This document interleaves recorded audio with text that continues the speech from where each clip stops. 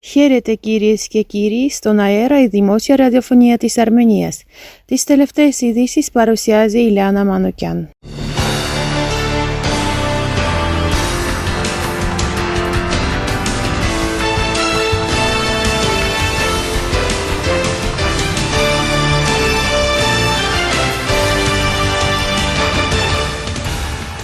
Οι Ευρωπαίοι Ευρωβουλευτές, οι οποίοι έφτασαν στην Αρμενία για διερευνητική αποστολή, θα μεταφέρουν πληροφορίες στους συναδέλφους τους και θα επιβεβαιώσουν ότι ο διάδρομος του Λατσίν εξακολουθεί να είναι παράνομα κλειστός. Οι Ευρωβουλευτές Σίλβι Γκιόμ και Φρανσουά Αλφόνς βρισκόταν στην Αρμενία από τις 21 έως τις 24 Φεβρουαρίου. Ο Ευρωβουλευτής Φρανσουά Αλφόνς έγραψε στη σελίδα του στο Twitter ότι μετά από έναν αιώνα το Αζερμπαϊτζάν και η Τουρκία ετοιμάζονται για εθνοκάθαρση. Κλείνουν τον σημαντικό διάδρομο του Λατσίν στον Ναγκόρνο Καραμπάχ, κόβουν το φυσικό αέριο και το ηλεκτρικό ρεύμα και η χώρα αδειάζει. Έρχεται η εισβολή. Στηρίξτε τον αρμενικό λαό, ανέφερε. Η πρεσβεία των ΗΠΑ στην Αρμενία αναφέρθηκε στην επέτειο της σφαγής των Αρμενίων στο Σουμγκαΐτ στις 27 Φεβρουαρίου του 1988.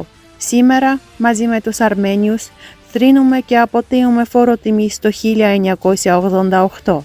Στη μνήμη όσων σφάχτηκαν στο Σουμγκαΐτ, αναφέρει η δημοσίευση της πρεσβείας των ΗΠΑ στο Facebook.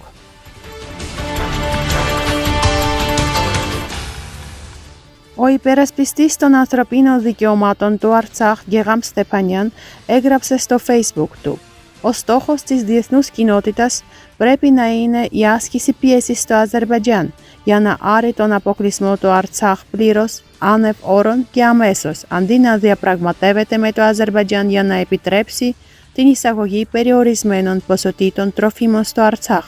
Πρέπει να είμαστε σε μεγάλη επαγρύπνηση, διότι το Αζερμπαϊτζάν χρησιμοποιεί την κατάσταση προς όφελος του για να αρνηθεί και πάλι την ύπαρξη του αποκλεισμού με το πρόσχημα της πρόσβασης στην ανθρωπιστική βοήθεια στο Αρτσάχ. Δυστυχώς, με κάθε νέα ημέρα του αποκλεισμού, το Αρτσάχ μετατρέπεται σε υπαίθρια φυλακή, ενώ η ανθρωπότητα παραμένει ουσιαστικά σιωπηλή για αυτό το θέμα».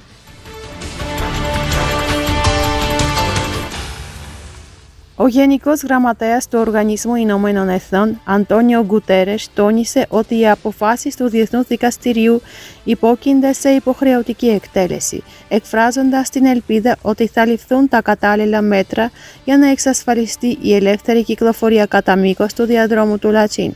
Όπως αναφέρει το Armen Press, η δήλωση του Γενικού Γραμματέα του Οργανισμού Ηνωμένων Εθνών δόθηκε στη δημοσιότητα από τον εκπρόσωπο τύπου του Στέφαν Ντουγιάριτς. Στη δήλωση σημειώνεται ότι ο Γενικός Γραμματέας του Οργανισμού Ηνωμένων Εθνών έλαβε υπόψη του τις αποφάσεις του Διεθνούς Δικαστηρίου στα πλαίσια της δικαστικής διαμάχης μεταξύ της Αρμενίας και του Αζερμπαϊτζάν. Ο Γενικός Γραμματέας υπενθύμησε ότι οι αποφάσεις του Διεθνούς Δικαστηρίου είναι υποχρεωτικές σε εφαρμογή. Πιστεύει ότι τα μέρη θα εφαρμόσουν τις αποφάσεις συμπεριλαμβανομένης της απόφασης για τη λήψη μέτρων που θα διασφαλίσουν την ανεμπόδιστη κυκλοφορία των προσώπων, των οχημάτων και των εμπορευμάτων μέσω του διαδρόμου του Λατσίν και προς τις δύο κατευθύνσεις.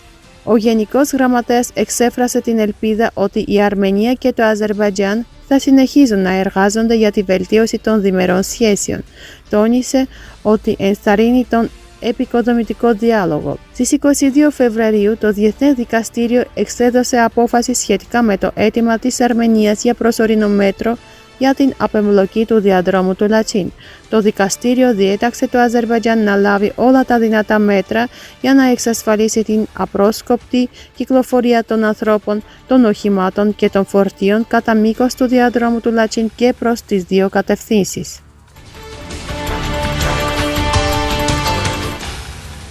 Το Γερμανικό Υπουργείο Εξωτερικών αναφέρθηκε στην απόφαση του Διεθνούς Δικαστηρίου των Ηνωμένων Εθνών και απαιτεί την ελεύθερη κυκλοφορία μέσω του διαδρόμου του Λατσίν.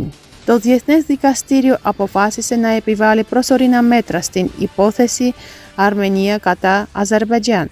Είναι σημαντικό να εφαρμοστεί αυτή η δεσμευτική νομική διαδικασία και το Αζερμπαϊτζάν να διασφαλίσει την ανεμπόδιστη μετακίνηση ανθρώπων, οχημάτων και εμπορευμάτων μέσω του διαδρόμου του Λατσίν, ανέφερε το Υπουργείο σε ανακοίνωσή του στο Twitter.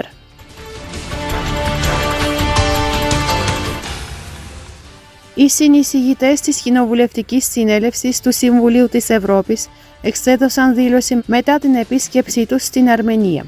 Ζήτησαν και πάλι να ανοίξουν το διάδρομο του Λατσίν, καθώς και ζήτησαν την αποκατάσταση της ελεύθερης κυκλοφορίας των ανθρώπων, των οχημάτων και των εμπορευμάτων. Θα διαβιβάσουν τις αποφάσεις τους στην Επιτροπή Παρακολούθησης της ΠΑΣΕ. Οι συνεισηγητές της ΠΑΣΕ για την Αρμενία ανέφεραν σε δήλωσή τους ότι η κατάσταση γύρω από το διάδρομο του Λατσίν απαιτεί άμεση δράση. Ζήτησαν την αποκατάσταση της ελεύθερης κυκλοφορίας όλων των οχημάτων κατά μήκος του διαδρόμου, σύμφωνα με την τριμερή δήλωση της 9ης Νοεμβρίου του 2020. Οι εισηγητές σημειώσαν επίσης ότι οι επανειλημμένες διακοπές στην παροχή φυσικού αερίου και ηλεκτρικής ενέργειας είχαν οδηγήσει σε σοβαρές παραβιάσεις των δικαιωμάτων των κατοίκων, με αποτέλεσμα τα παιδιά να στερούνται την εκπαίδευση. Υπενθύμησαν επίσης την κοινή δήλωσή τους της 16ης Δεκεμβρίου του 2022, με την οποία καλούσαν τις αρχές του Αζερμπαϊτζάν να λάβουν όλα τα μέτρα για να διασφαλίσουν την ασφαλή διέλευση μέσω του διαδρόμου του Λατσίν των βαριά ασθενών πολιτών που χρειάζονται θεραπεία στην Αρμενία και άλλων αποκλεισμένων στον δρόμο. Αναφέρθηκαν επίσης στην απόφαση του Διεθνούς Δικαστηρίου των Ηνωμένων Εθνών της 22ης Φεβρουαρίου, η οποία αναφέρει ότι το Αζερμπαϊτζάν θα πρέπει να λάβει όλα τα μέτρα που έχει στη διάθεσή του για να εξασφαλίσει την ανεμπόδιστη κυκλοφορία των προσώπων, των οχημάτων και των εμπορευμάτων μέσω του διαδρόμου του Λατσίν και προς τις δύο κατευθύνσεις. Οι συνεισηγητές θεωρούν το κλείσιμο του διαδρόμου παράνομο. Ταυτόχρονα, οι εισηγητές χαιρετίζουν την ανάπτυξη μιας πολιτικής αποστολής της Ευρωπαϊκής Ένωσης στην Αρμενία. Κάλεσαν το Ερεβάν και το Μπακού να συνεχίσουν τις συζητήσεις για την οριοθέτηση. Οι εκπρόσωποι της Αρμενίας επαναβεβαίωσαν επίσης την ετοιμότητά τους να παράσχουν σε κοινοβουλευτικό επίπεδο όλη την πολιτική υποστήριξη που απαιτείται για την επίτευξη μιας μακροπρόθεσμης ειρηνευτικής διευθέτησης.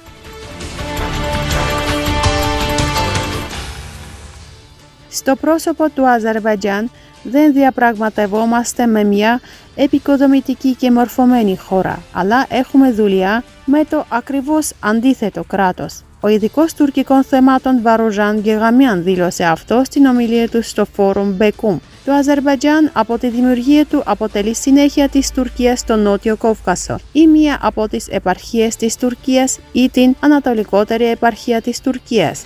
Και αν, για παράδειγμα, δεν υπήρχε ο Οθωμανικός στρατός, η δημοκρατία του Αζερμπαϊτζάν, που διακηρύχθηκε από αρκετούς χαρακτήρες, δεν θα γινόταν ποτέ πραγματικότητα, επειδή το έκανε ο Οθωμανικός στρατός.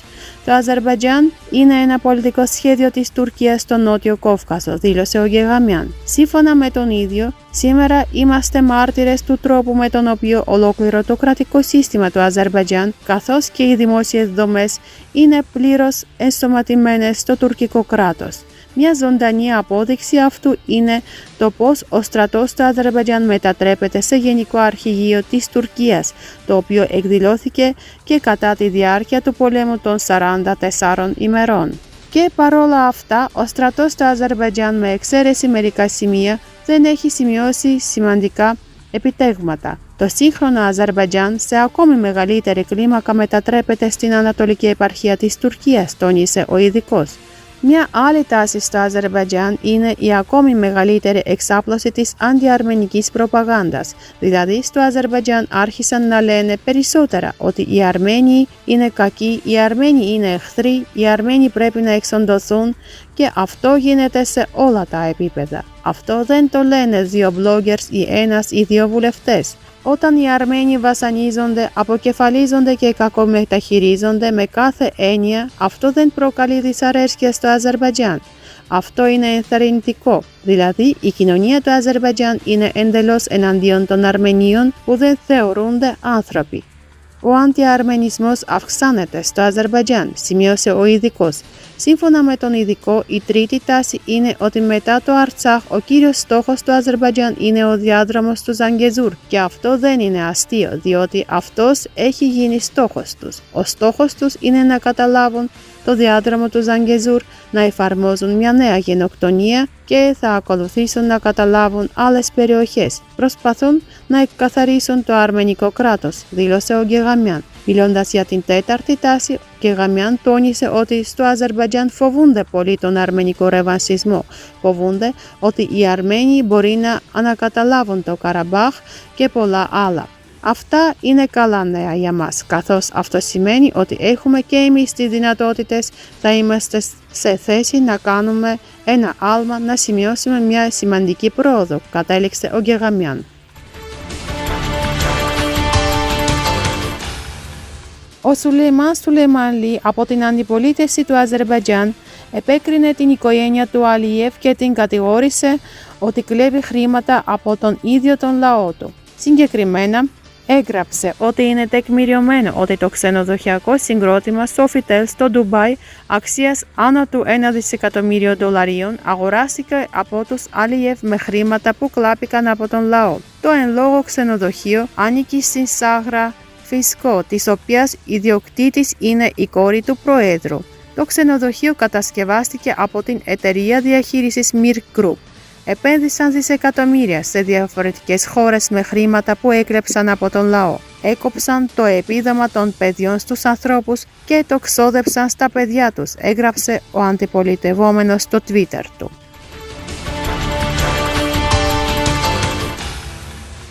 Η αρμενική κυβέρνηση προτείνει να καθιερωθεί η ευθύνη για τις εκκλήσεις για την αποκήρυξη της κυριαρχίας. Αυτό δήλωσε ο Υφυπουργός Δικαιοσύνης Λεβόν Μπαλιάν στη συνεδρίαση της Μόνιμης Κοινοβουλευτικής Επιτροπής για κρατικά νομικά θέματα στην Εθνοσυνέλευση. Έτσι, οι ενέργειες που αποσκοπούν στον πλήρη ημερικό περιορισμό της κυριαρχίας της Δημοκρατίας της Αρμενίας μέσω της χρήσης βίας ή της απειλής της χρήσης βίας, καθώς και οι δημόσιες εκκλήσεις για την αποπείωση της κυριαρχίας θα θεωρούνται εγκληματικές. Η ισχύουσα νομοθεσία δεν προβλέπει ποινική ευθύνη για τέτοιες πράξεις. Ως αποτέλεσμα της υιοθέτησης της τροποποίησης για ενέργειες που αποσκοπούν σε πλήρη ημερικό περιορισμό της κυριαρχίας της Δημοκρατίας της Αρμενίας, προβλέπεται φυλάκιση για περίοδο από 10 έως 15 ετών, ανέφερε ο Υφυπουργός. Αυτά για σήμερα. Για περισσότερες πληροφορίες επισκεφτείτε το el.armradio.am. Καλή συνέχεια.